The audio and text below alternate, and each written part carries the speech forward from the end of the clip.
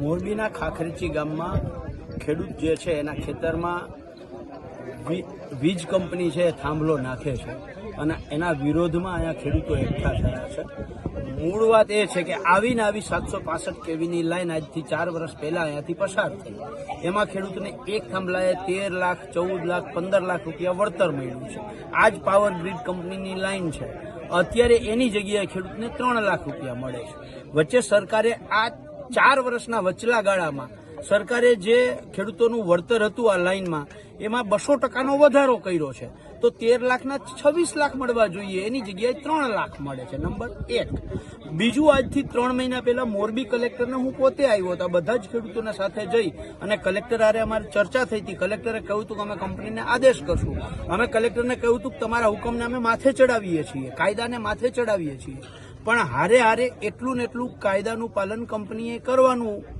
જે રીતે કલેક્ટરે હુકમ કર્યો છે, 765 કેવીની લાઈન હોય તો લગભગ થાંભલો હોય ત્યાં 50 બાય 50 ચોરસ મીટર અને જ્યાં તાર આવે છે ત્યાં 68 મીટરનો કોરિડોર હોય. આમાં કંપની કામ કરે તો ખેડૂતોને વાંધો ન હોય. આપના કેમેરામેનને કહીશ કે અહીંયા ફેરવે લગભગ 100 બાય 100 મીટરથી પણ વધારે ખેડૂતના ખેતરને ખૂંદી નાખ્યું છે. તો બાકીના 50 બાય 50 મીટર જે છે એ તો અનધિકૃત પ્રવેશ છે. કલેક્ટરના સરકારના આદેશ ઉપરાંત 50 મીટરનો આદેશ થયો અને 100 મીટરમાં કામ કર્યું છે. આ તો અનધિકૃત પ્રવેશ છે. અનધિકૃત પ્રવેશની આ ખેતરનો માલિક મિલન છે એ અરજી કરવા ગયો પોલીસ સ્ટેશને, તો એની અરજી પણ સ્વીકારવામાં ના આવી.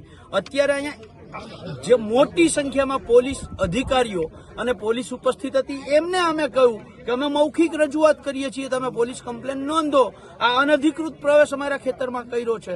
તો એમ કહ્યું કે પોલીસ ચોકીએ જઈને અરજી કરી આવજો. અરજી કરવા ગયા ત્યારે ના પાડી છે. એટલે જોયા જેવું એ છે કે કાયદો છે એ કંપની માટે અલગ છે, ખેડૂત માટે અલગ છે. જ્યારે ઊંડા ઉતરીને જોયું તો ખબર પડી કે આ કાયદો બંને માટે અલગ શું કામ છે? કારણ કે દેશના વિકાસના નામે નરેન્દ્રભાઈ મોદીના દોસ્તનો વિકાસ થઈ રહ્યો છે અને એ દોસ્તનો વિકાસ કરવા માટે અમારા ખેડૂતોની છાતી સમાન જમીન ઉપર જેસીબી ચલાવવામાં આવે છે. આ લાઈન છે એ અદાણીની લાઈન છે. જે કચ્છમાં વીજ પ્રોજેક્ટ છે એ ત્યાં વીજળી ઉત્પન્ન થશે, એને આગળ લઈ જવાની છે અને એટલા માટે આ લાઈન પસાર થાય છે એવું અહીંના લોકો નહીં, આખા ગુજરાતના લોકો અને કચ્છના લોકો વાત કરી રહ્યા છે.